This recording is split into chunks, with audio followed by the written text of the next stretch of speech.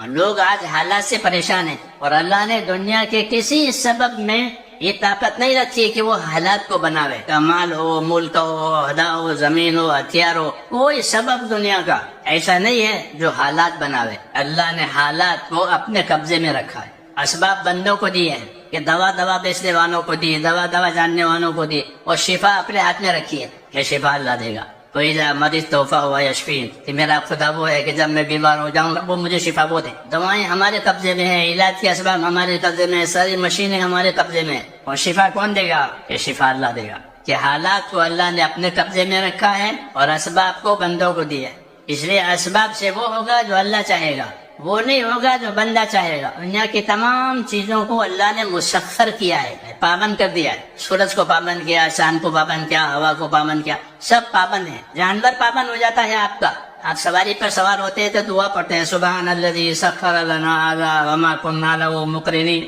یہ پاک ہے وہ پروردگار جس نے جانور کو میرے تابع کر دیا، میری خدمت میں لگا دیا۔ سارے اسباب جو ہیں وہ قدرت کے تحت میں ہیں، تمام اسباب سے وہ چیز ہوگی جو اللہ چاہے گا۔ اس لیے ہمارے حالات ہمارے اسباب سے بننے والے نہیں ہے، یہ طے ہے کہ اللہ نے حالات کو اپنے قبضے میں رکھا ہے، اور حالات کی موافقت ان لوگوں کے لیے ہوگی کہ جن کی زندگیوں میں اللہ کی اطاعت اور تابعداری آوے۔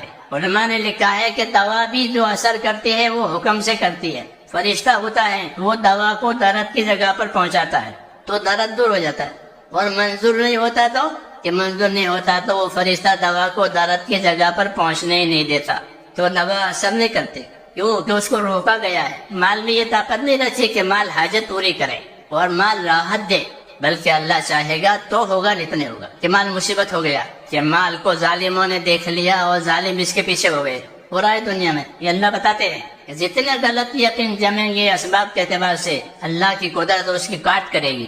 اس لیے میرے دوستو، سب سے زیادہ طاقتور چیز جو ہے وہ اللہ کا امر ہے۔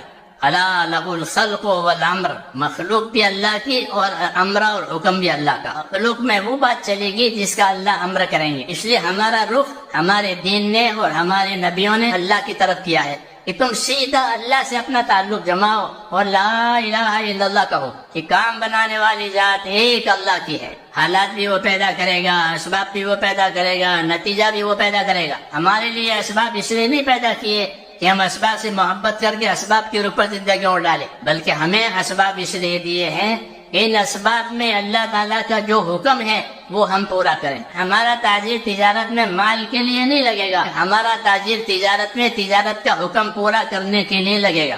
اس لیے حضور صلی اللہ علیہ وسلم نے تجارت کے فضائل بیان کیے، تجارت کے مسائل بیان کیے، مزدوری کے فضائل بیان کیے، مزدوری کے مسائل بیان کیے کہ اگر اس میں اللہ کے حکموں کی رعایت کے ساتھ یہ داخل ہوا تو اس کی ذمہ اس کی مالداری، اس کی عہدیداری سب عبادت بن جائے گی۔ اس لیے میرے دوستوں، اللہ تعالیٰ نے ہم کو اسباب بطور امتحان کے دیے ہیں، اس میں رکھ کر کے اللہ تعالیٰ یہ دیکھیں گے کہ آپ کیسے چلتے ہیں۔